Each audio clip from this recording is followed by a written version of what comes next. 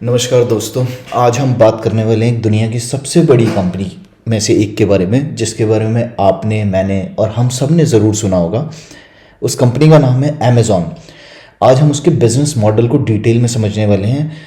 तो बहुत से लोगों को अगर आप पूछें, अगर मैं आपको पूछूं या हम किसी को भी पूछें, अपने दोस्तों को पूछें कि अमेज़ॉन, अगर what is the first thing comes in your mind when you hear word Amazon, so वो बोलेंगे कि अमेज़ॉन एक शॉपिंग वेबसाइट है। अगर मुझे जूते चप्पलें खरीदनी है तो मैं अमेज़ॉन से जाके खरीदता हूँ। अगर मुझे इलेक्ट्रॉनिक्स कोई सामान खरीदना है तो मैं अमेज़ॉन से जाके खरीदता हूँ। लेकिन रियलिटी में अमेज़ॉन सिर्फ एक ई कॉमर्स कंपनी नहीं है, बल्कि एक टेक्नोलॉजी, क्लाउड और एडवर्टाइजिंग ड्रिवन इकोसिस्टम बन चुका है। तो इस वीडियो में हम समझने वाले हैं अमेज़ॉन पैसे कैसे कमाता है, उसके डिफरेंट बिजनेस मॉडल्स क्या हैं, इनमें से सबसे प्रॉफिटेबल बिजनेस कौन सा है, क्लाउड बिजनेस में अमेज़ॉन की पोजीशन क्या है, एआई और चिप्स में अमेज़ॉन क्या कर रहा है, और आखिर में अच्छे रिजल्ट्स आने के बाद भी उसके अमेज़ॉन के स्टॉक पे प्रेशर क्यों बना हुआ है। तो चलिए शुरू करते हैं। अमेज़ॉन का बिजनेस मॉडल एक इकोसिस्टम की तरह काम करता है। पहले तो मैं आपको ये बता दूं कि अमेज़ॉन की जो करंट मार्केट कैप है वो 2.55 ट्रिलियन यूएस डॉलर्स है। अगर आपको एक कॉन्टेक्स्ट समझने के लिए आपको मैं बताऊं तो इंडिया की सबसे बड़ी कंपनी का अगर मैं आपसे नाम पूछूं तो वो है रिलायंस इंडस्ट्रीज। उसकी जो मार्केट कैप है वो 250 बिलियन डॉलर्स है। मतलब कि अमेज़ॉन उससे 10 गुना बड़ी कंपनी है। जो इंडिया की सबसे बड़ी कंपनी है उससे 10 गुना बड़ी कंपनी अमेज़ॉन है। तो it is not just a business, it is a platform ecosystem जो की तरह काम करता है। सबसे पहले अमेज़ॉन का जो रिटेल बिजनेस है उसके थ्रू कस्टमर्स को प्लेटफॉर्म पर लाया जाता है, और फिर अमेज़ॉन पर शॉपिंग करने जब लोग आते हैं, यही अमेज़ॉन का मेन ट्रैफिक है जो वेबसाइट्स के थ्रू या उनकी एप्स के थ्रू आता है। इसके ऊपर अमेज़ॉन ने कई और लेयर्स बना दिए, जैसे मार्केट प्लेस जहाँ अपना थर्ड पार्टी सेलर्स अपने प्रोडक्ट्स बेचते हैं, क्लाउड बिजनेस यानी कि AWS Amazon web services, advertising business और सब्सक्रिप्शन सर्विसेज जैसे कि अमेज़ॉन प्राइम। इंपॉर्टेंट बात यह है कि रिटेल बिजनेस ज्यादा प्रॉफिट नहीं बनाता, लेकिन कस्टमर्स लाता है, और उसी कस्टमर बेस को फिर अमेज़ॉन अपने AWS एडवर्टाइजिंग जैसे हाई मार्जिन बिजनेस के लिए ऑपरेट करता है। तो अमेज़ॉन की वैल्यूएशन सिर्फ ई कॉमर्स से नहीं बल्कि क्लाउड और एडवर्टाइजिंग से ज्यादा आती है।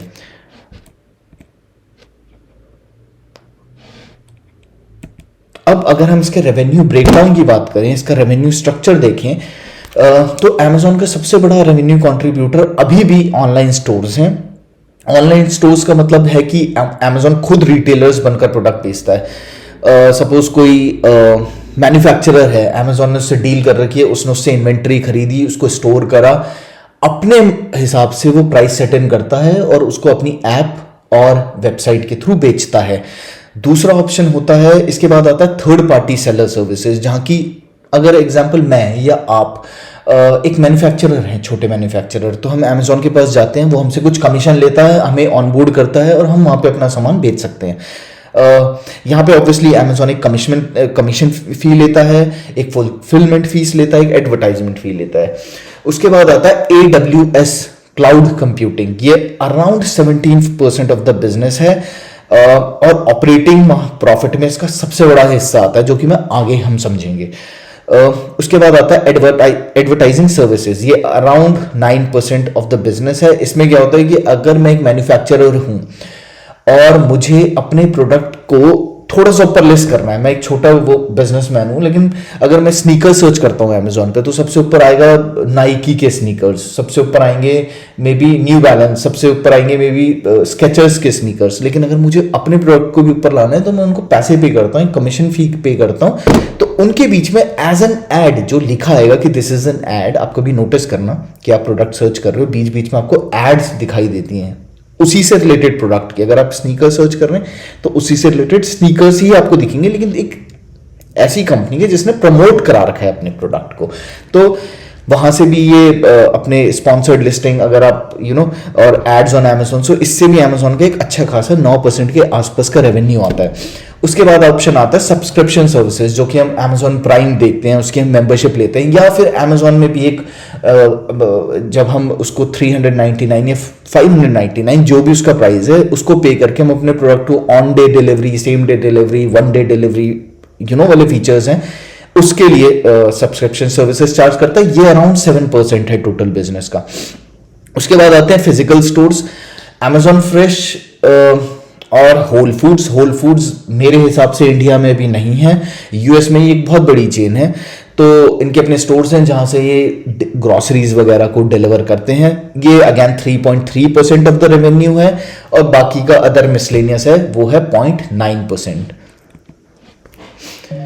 अगर उसके बाद हम इसके करंट क्वार्टर का की फाइंडिंग्स देखें तो Amazon ने अभी February 5 को अपने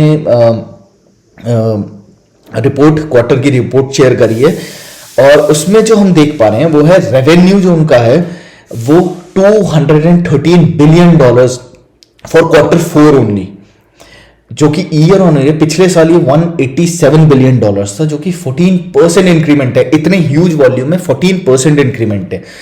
अगर इसका ब्रेकडाउन देखें तो नॉर्थ अमेरिका में 10% ईयर ऑन ईयर इंप्रूवमेंट हुई है। अब नॉर्थ अमेरिका का business is $127 billion, international $50 billion, जो कि 17% ईयर ऑन ईयर अपटिक है। AWS का बिजनेस $35.6 बिलियन, जो कि 24% year on year. So this is the cash cow. Amazon web services, जो इनके AI, जो इनकी टेक्नोलॉजी, जो इनके क्लाउड सर्विसेज हैं, ये प्लस 24% से ईयर ऑन ईयर बढ़ रहा है। So which is very good. Then comes operating income. Operating income business की $25 बिलियन है, पिछले साल ये $21 बिलियन थी। ईयर ऑन ईयर ग्रोथ देखें तो around 18%, which is again very good compare to the size, looking at the size of Amazon, which is $2.5 trillion. So again AWS ने, जिसमें अब एक इंटरेस्टिंग पॉइंट आप ये देख रहे हैं कि जो ये आप विदाउट ये ऑपरेटिंग इनकम देख रहे हैं, इसमें जो $12.5 बिलियन है ये सिर्फ AWS का है, which is half of total profits, which is very huge. अगर हम नेक्स्ट स्लाइड पे जाएं तो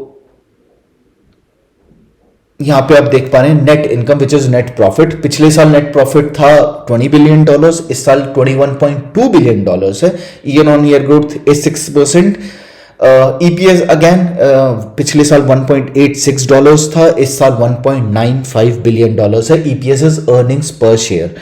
नाउ अगर हम फुल ईयर की बात करें तो टोटल रेवेन्यू इज $716 बिलियन, जितना इंडिया की कंपनीज की टोटल मार्केट कैप नहीं है सबसे बड़ी कंपनी की, उससे 3 गुना ज्यादा इसका ईयरली रेवेन्यू है, विच is again a 12% uptick year on year.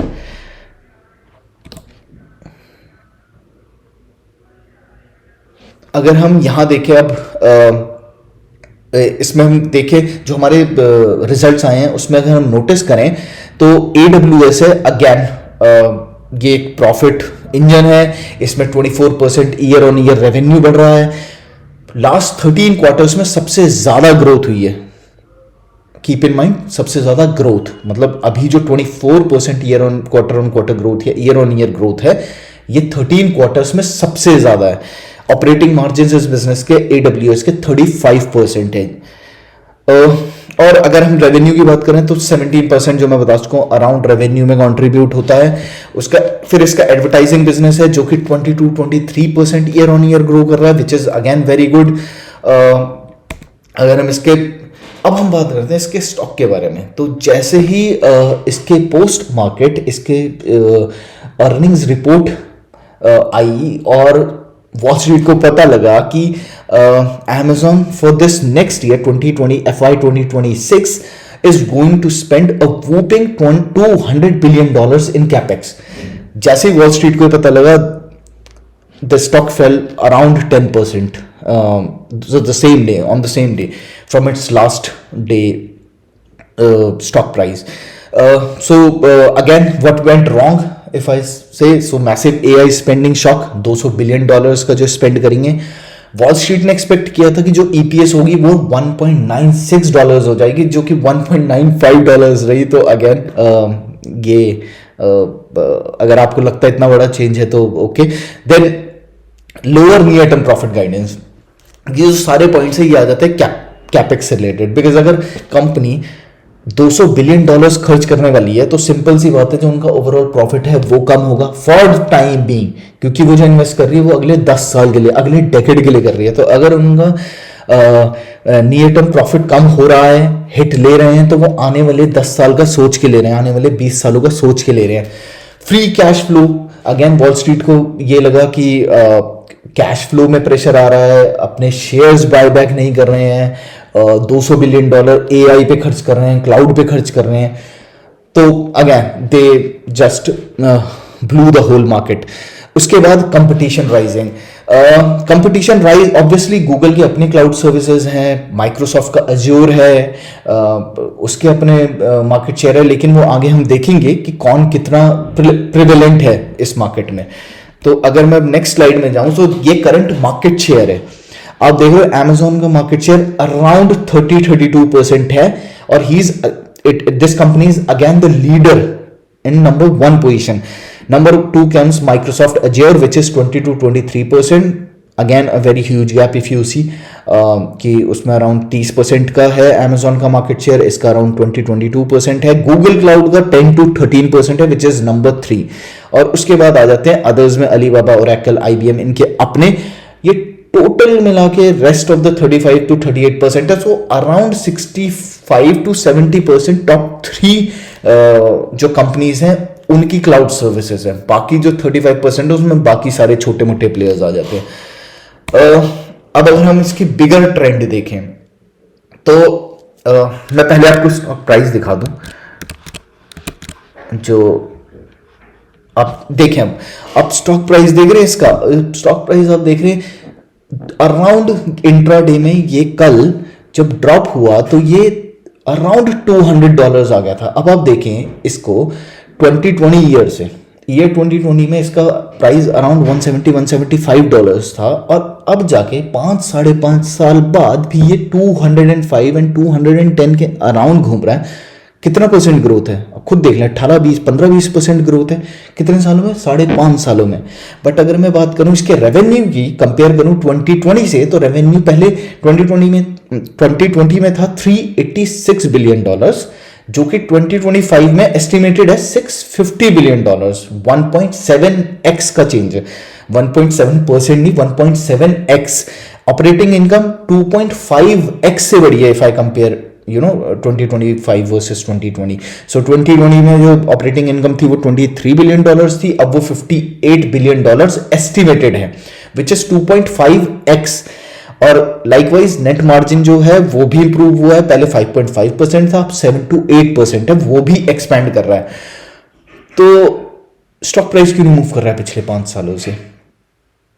Wall Street knows, I do not know, जो भी है आपके सामने है। और तो ये है। अब मैं अगर एक क्रक्स में बताऊं, पहली बात तो मैं क्लियर करना चाहूंगा कि मैं सेबी रजिस्टर्ड फाइनेंशियल एडवाइजर नहीं हूं, और ना मैं ऐसी कोई डिग्री होल्ड करता हूं कि मैं आपको सजेस्ट करूं। ये मैंने अपनी पढ़ाई करी खुद समझ के कि क्या है, तो ये मैं सिर्फ शेयर कर रहा हूं। आप इसको समझ के ये मत समझिए कि मैं कोई आपको बता रहा हूँ कि ये चलेगा ही चलेगा या खरीदेंगे, आप खरीदो ही खरीदो, नो। ठीक है, तो ओवरऑल अगर हम देखें तो Amazon की स्टोरी अब ई कॉमर्स की नहीं बल्कि क्लाउड, AI एंड एडवर्टाइजिंग की स्टोरी है। शॉर्ट टर्म में इन्वेस्टमेंट साइकिल की वजह से हो सकता है वोलैटिलिटी रह सकती है, लेकिन लॉन्ग टर्म में जो थीसिस है AWS और AI एडॉप्शन पर डिपेंड करती है।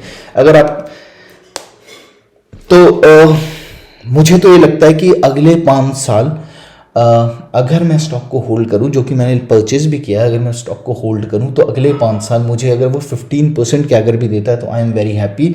ऑब्वियसली आप इसको US डॉलर्स में आपकी कमाई हो रही है, अब आप उसको इंडियन में करेंगे तो उस टाइम पे 5 साल बाद इंडिया के जो करेंसी का डिप्रिसिएशन है वो भी मुझे उस टाइम पे मिलेगा। तो ये ओवरऑल एनालिसिस है जो मैंने Amazon का किया है। Okay, thank you for staying in this call. मिलते हैं अगली वीडियो में किसी और अगले एनालिसिस के साथ। Thank you.